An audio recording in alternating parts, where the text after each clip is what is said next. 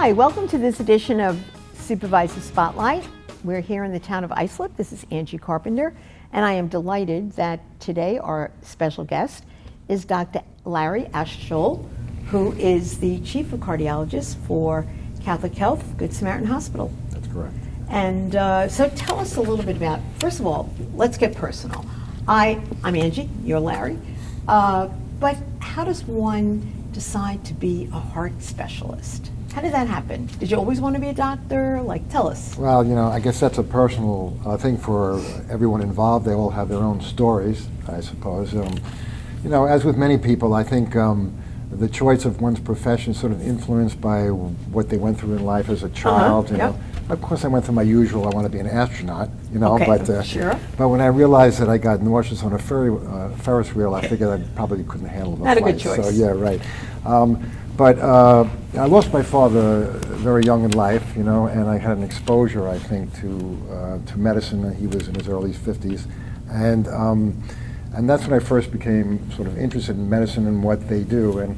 And again, initially, it was probably oncology. My father, he passed from leukemia, so I thought that would be my choice. Mm-hmm. But as I got into medical school and I got my exposure, I was really drawn to cardiology because of the major breakthroughs and advances over the past 20, 30 years that really lent itself to, I guess, personal satisfaction in taking care of the patient. And being how prevalent cardiovascular disease is, it was an obvious choice. And I would imagine that with heart disease, you have a lot of opportunities to get people on the right path with a good lifestyle to have a positive outcome, rather than some diseases that doctors deal with that once they come to you, there's really nothing you can do. Like oncology, that was probably fall in that category, where in cardiovascular diseases, there's so much room for improvement, and both not only with new procedures and medications, but again, as you mentioned, lifestyle changes really makes an impact on outcome. Yeah, I can speak to it. My husband had a bypass many, many years ago, and has to constantly be reminded that he needs to stay on the right path. But that awareness is huge. It really, really is. And it isn't that difficult. And again, some of the biggest challenges, I guess, we have or I have is convincing patients of that lifestyle changes really have a major role in the management of this problem. Not just medicines, lifestyle changes. Once someone has heart disease or an issue like that other things can come from it, and that there are other health issues like high blood pressure, for instance, that can lead to heart disease if it's not tended to. Well, they're all interrelated, Okay. and I guess that sort of would lead into what exactly are these risk factors for developing cardiovascular disease. Heart attacks and strokes really are responsible now for greater than 40% of the deaths worldwide. I mean, that's is huge. Enormous. That is huge. And obviously lends itself to being a major focus for healthcare management, both because of its impact on, I guess, healthcare dollars and how much is spent, but also longevity and quality of life. So yes, they're all interrelated, and I suspect today we will probably talk about some of these factors that really that we could work on to reduce our chances. And that's the positive part. That's the good part. That Right, you right. identify the risk factors, you work on them, and you can have a positive outcome. Whether it's diet, exercise, etc. Right. But I find it kind of intriguing and exciting when you think about it. I know I've gone with my husband to some of these appointments, and you see the models of the heart and everything that's involved. It is so complex. It's complex, but it's important for the patients to understand, I believe, the mechanism of these risk factors. Like really actually visualize what's going on in their body, in these arteries, and these particular risk factors, how they actually work, what they do, because patient compliance, if you will, is much higher if they understand why they're taking this medicine, what it actually does in the body, why are they eating these foods, what does it actually do, as opposed to just looking at some sort of list. At Good Samaritan Hospital, Catholic Health, you guys do an incredible job. You've got Good Samaritan University and all of these programs that go out into the community to try to educate people to what is going on with their body and how they can make a positive difference. So we are going to take a little break here. We are lucky to have with us Dr. Larry Altschul, and we shall return.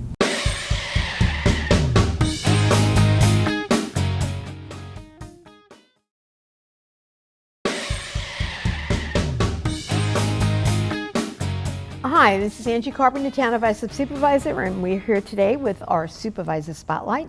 And so lucky to have our special guest, the head of cardiology from Good Samaritan Hospital, Catholic Health, and that is Dr. Larry Altschul. So Larry, I am so delighted that you're here, and we touched a little bit in the beginning about risk factors of heart disease. And you know, February is National Heart Month and cancer awareness and a number of other things. But with, as you said earlier, heart disease being responsible for 40% of the deaths worldwide, that's incredible. Yeah, so share with us what some of these risk factors are. Things that clearly are easy to do, can be done by the population, to reduce that risk. And, before I talk about risks, I would like to discuss a little bit about, well, if I can make this a little didactic, a little mechanism of what goes on exactly with Absolutely. the arteries in the body, which leads to heart attacks and strokes. And, the whole process begins with the gradual deposition of cholesterol. We all have a cholesterol, that's why everything focuses around cholesterol. And based on other risk factors that I'll allude to later, beginning very early in life, cholesterol begins to accumulate in the lining or walls of the arteries, so-called forming plaque.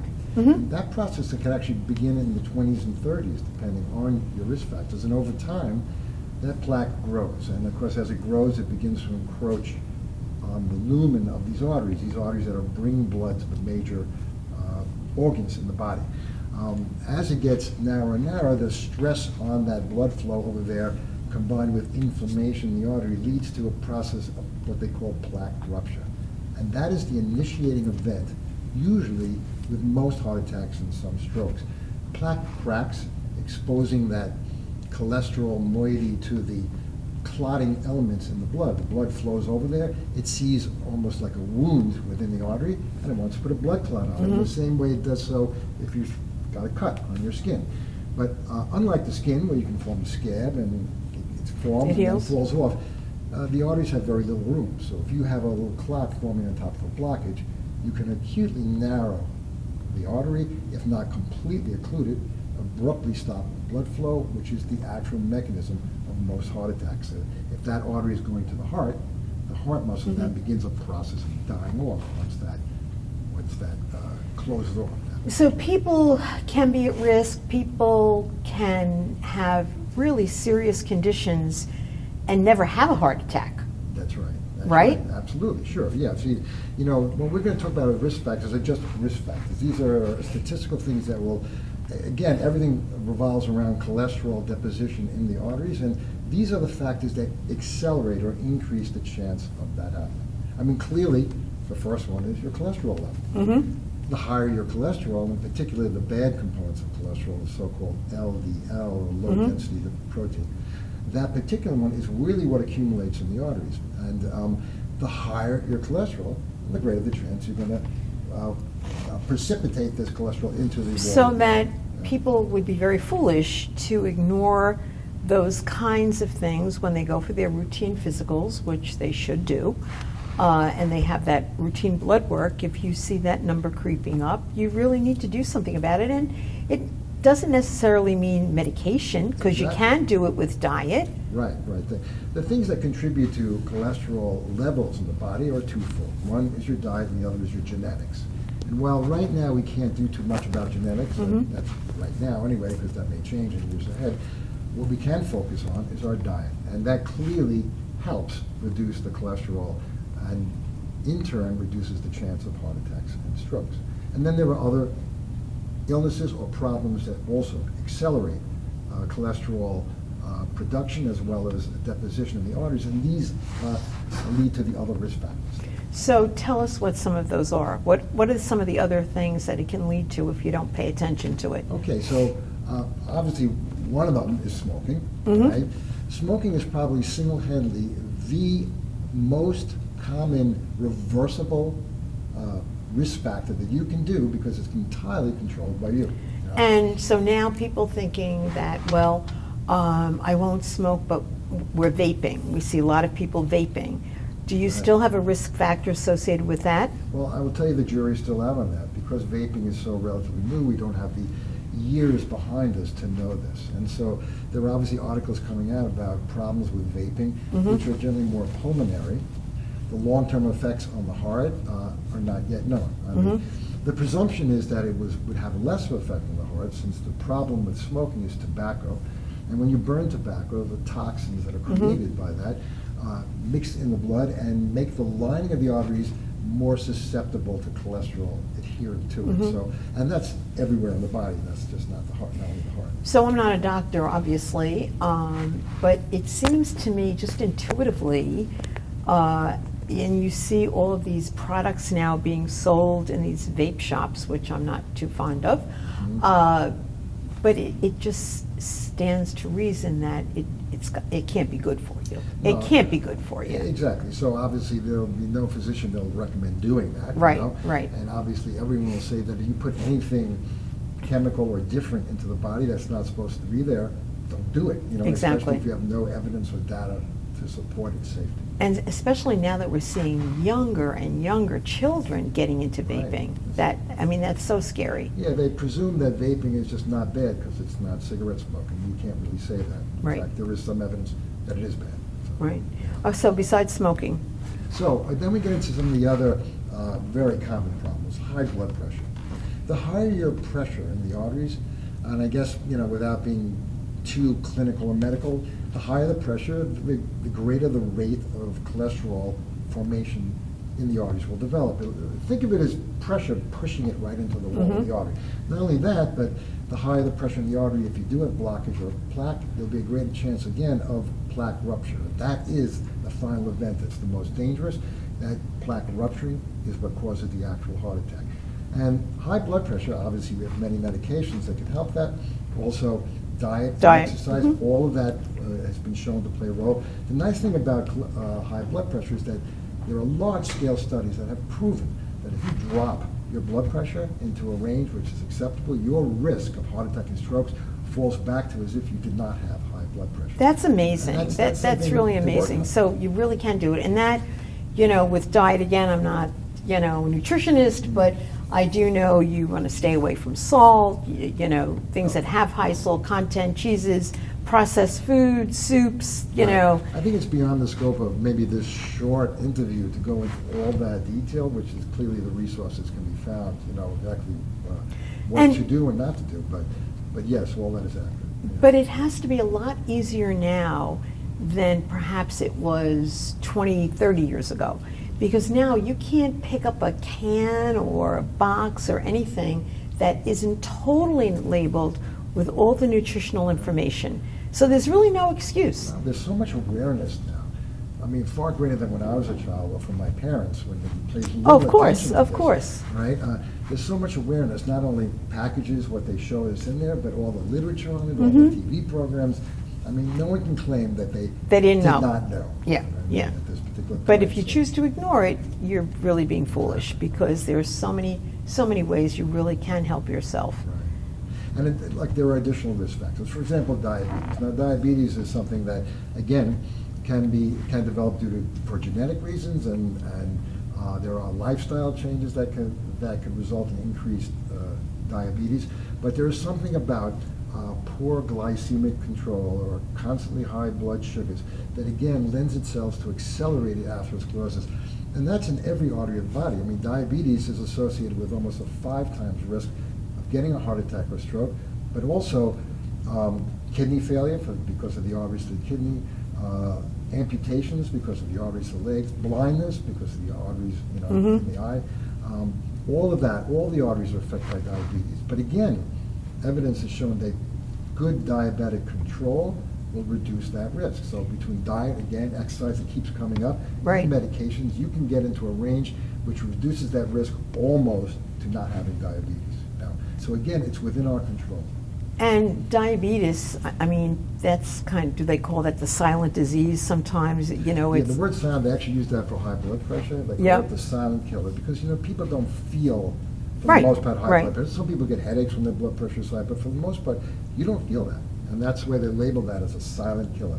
Because over the years, it slowly does the wear and tear and damage on your vascular system.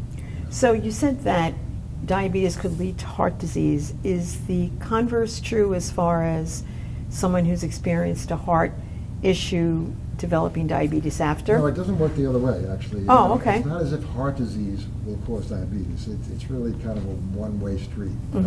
Diabetes causes heart disease or vascular disease in general. But it doesn't work backwards, and that's nice to tell you. Okay. You're not going to get diabetes because you had a heart attack. Okay. And as far as, going on in terms of other risk factors, we've mentioned this many times, and that is obesity and inactivity. That clearly increases the rate of heart attacks and strokes over the course of lifetime. I mean, an inactive individual or a sedentary individual, again, is almost 2 to 3 times as likely to develop a heart attack or stroke in their life over other people, given all other variables the same in that particular group. And the thing is, the impact of exercise goes across the board to many illnesses. It's not just heart disease and strokes. Yeah. It actually improves your bones, your muscles, arthritis. It actually goes into the cognitive areas. The people who exercise regularly have a slower decline in cognitive function with age. They are more alert, they're more active, and their quality of life is actually better. Every study that has incorporated an arm of exercise in it has shown that group did better than all the other groups. No matter what, whether you're doing medicine or whatever disease process, diabetes is easier to control in somebody who exercises. High blood pressure is easier to control in somebody who exercises. Your cholesterol drops if you exercise regularly.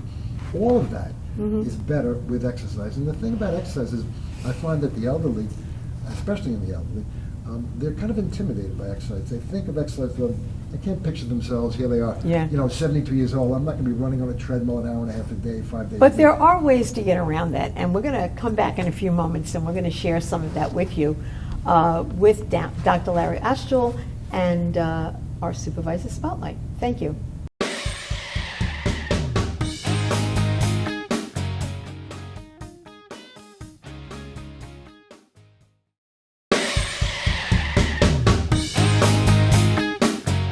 Hi, welcome back to Supervisor Spotlight, and we're lucky today to have with us Dr. Larry Altschul, who is head of cardiologist at Good Samaritan Hospital, Catholic Health. Larry, thank you so much for being here, and we're just learning so much or relearning things that maybe we knew and we kind of pushed back there. But we were talking about exercise, and it doesn't have to be formal, and you don't have to be intimidated, and it doesn't matter how old you are, you still can exercise. But I have to tell you, share with you, you'll really appreciate this. In our senior centers, and we have a number of them across the town, we have exercise programs, and one of them is Get Fit with Nick.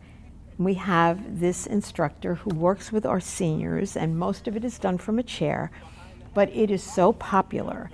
And when we began with COVID and we had to shut our centers for a period of time, I asked Nick if we could film a video. So we filmed this Get Fit with Nick video, and it plays on our public access channel, the very channel that you're watching now. But in addition to that, we created the DVD, so those that may not be able to exercise or catch it when it runs on TV can put it in their DVD player and play it. And it's been very popular with our seniors, and we get requests all of the time for the Get Fit with Nick video. So if you want to, just let us know and we'll get one out to you. But you don't have to be, a young person in a gym to exercise. And that's the key point. And again, there is literature to support this, that any degree of exercise, any degree, I mean, even if you walked 10 to 15 minutes a day, 4 or 5 days a week, better than doing nothing. All of that will... It adds up. It does. All of that, it has a positive impact. Not next week. But if you did it regularly, you'd find 3-6 months later you've got a little extra hop to your step, a little bit less fatigue with doing things. And again, an overall improved quality of life. It's not hard to do, small amounts. Well, I'll tell you, personally, I find wearing, a step tracker is the best. Right. You kind of challenge yourself to set a goal for the amount of steps you want to do over the course of a day. And for me, it's 10,000, and I try to get to it, and I don't always get to it. But I can see that there are times that I'll look and I'll go, oh my gosh, I'm only at 6,000. Right. So maybe I'll keep the tracker on, and I'll maybe go down and do some laundry or something, or keep moving. Exactly. At work, take the stairs. Don't take the elevator. I mean, really, even that little bit every day. Or even don't go for that close parking space. Yeah, Maybe no, exactly. you It's walk why those. I wear sneakers. I see? see that. Yes. One more time. Let's look at those. Those are really very stylish. But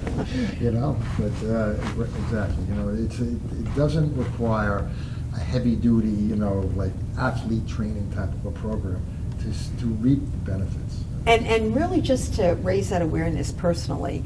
And again, I'll say for myself, it's so easy to say, oh, could you bring me, that folder? But force yourself to get up and go and get that folder yourself. And at the end of the day, it really makes a difference. No, exactly. And I guess maybe just to be complete, to round out risk factors, there's obviously family history, and there are your own genes that play a role. And in the advent of the Human Genome Project over the last 20 years, 25 years, we're discovering more and more genes that we didn't know what they do, and now we know what they do. Even so-called junk genes. We thought the genes, there were areas that didn't do anything. We thought they were in it, but it turns out they are potential triggers, both good and bad.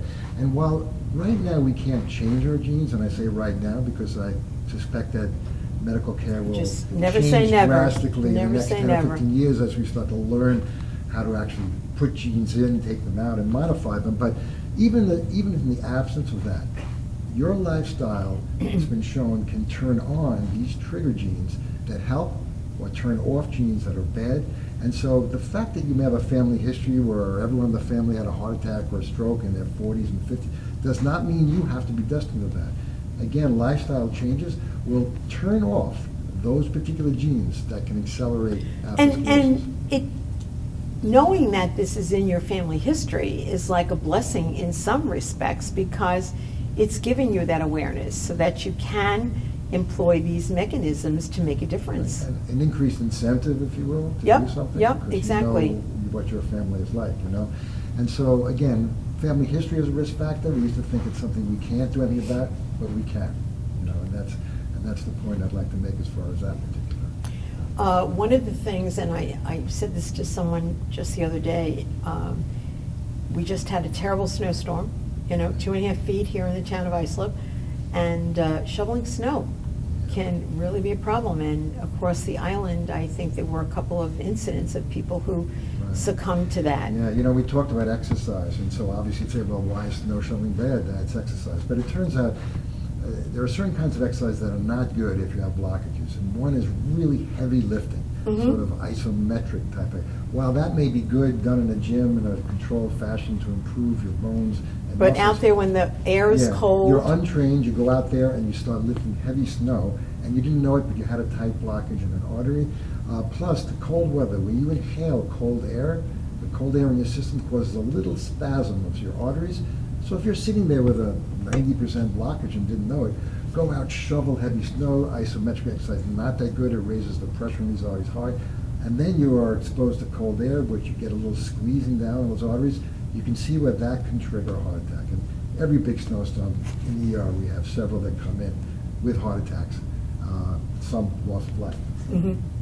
So anyone who's had heart disease Really should not be shoveled. That's Should not the never exercise shovel. we No, recommend, no. So No. I had this Neighborhood discussion kids. with someone just recently who had a bypass and did really, really well. And I said, I'm sure they told you you're never supposed to shovel.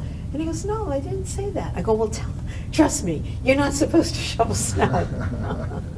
So you've confirmed that, so I'm going to remind him. Right, no. I'm going to no, remind him. Exactly, no. When we talk about heart disease, and again, because we on that particular subject, I just want to bring up a particular point that a lot of my patients have been asking about over the past couple of months, and I know they did that. They did that study about aspirin use. And yes. Right, and everyone's becoming, well, look, I heard on the radio, I read, maybe we shouldn't be taking an aspirin. And I just want to clarify that particular study was a kind of a retrospective analysis, because in aspirin, it does so many good things. So now we're talking about low-dosed 80 milligrams, 80 like a baby yeah. aspirin or whatever. Aspirin is clearly the cornerstone in the management of vascular disease. Why? Because aspirin inhibits that clot formation that could occur when the plaque ruptures. So logically, if you're taking it regularly, you'd be less chance of getting a heart attack or a stroke if you have atherosclerosis. So years ago, we used to think, well, maybe everybody over the age of 60 should just take an aspirin, whether they have a heart disease or not. And it might be protective, and a lot of people were doing that. Well, what they showed was that if you have no vascular problem and just keep taking aspirin every day and follow over the next 10, 15, 20 years, you may slightly reduce the chance of a heart attack and stroke, maybe dropping it by under 1% chance. But that's balanced by an increased risk of a major bleed. Now, if you take millions of people and put them on aspirin, some will have a major bleeding issue, which can also be life-threatening. So the point is, the take-home point is, if you do not have any vascular problems and no other indications for aspirin, don't just take an aspirin for the hell of it. Yeah. Just, but it does not apply if you have a problem. Right. If you have atherosclerosis, if you had stents, heart attacks, strokes, or even plaque buildup, you should take a baby aspirin, because in that individual, the benefits far outweigh the tiny risk of the bleed. So at the end of the day, I think check with your doctor. Yes, no one should be They shouldn't make these self-diagnosing. decisions on their own, 'cause Exactly, there are exactly. issues they may not be aware of. Yeah. So, well, February is Heart Health Month, as we said when we started, and I know that women in particular, if I remember correctly, and maybe this has changed, but that are more susceptible to heart disease than you would think. And it seems to be men more, but is that? Well, I think that, where that comes from is that in the pre-menopausal women, the actual hormones, the estrogens, are somewhat protective of the arteries. And so the incidence of heart attacks in women that are premenopausal is much lower than men of the same age with the same other problems. However, once menopause hits and those estrogens are removed, their incidence of heart disease comes up and equals men, and it's just as important in them. And so I think that's where it comes from, the premenopausal women. The other problem with women is that they're less often diagnosed properly, because it seems that the symptoms of impending heart disease or heart attack, the classic symptoms, are not always as classic in a woman. There are these, what they call atypical symptoms. The classic symptoms obviously are chest tightness, pressure with exercise activity relieved by rest, maybe associated with shortness of breath. It could go to the jaw or the left arm. But in women, that's still a very common indication. But they are also more likely to have things that are not so typical, like just excessive fatigue all of a sudden with activity, or just a feeling of lightheadedness or indigestion with activity, and they may mistake that for other problems. And so really any new symptom, both women and men, you should bring up with your physician and let them review the potential causes for that. And now the threshold for doing testing on women has dropped lower with this recognition that women have symptoms that are not always by the book. Well, at the end of the day, I think we need to pay attention to our bodies, because a lot of times it's sending us messages that too often we just fluff up and ignore. I just can't thank you enough for being here today. We're out of time already. But Dr. Larry Altschul, again, head of cardiology at Good Sam, and has shared some much valuable information with us. And please, please just pay attention to your body, be careful. And, someone goes to the doctor and you go, well, what did they say? They said, lose some weight and exercise. You just can't go wrong with that. Exactly. It's so simple, so simple. Oh, thank you so much for being here. And we will see you next time on Supervisor Spotlight.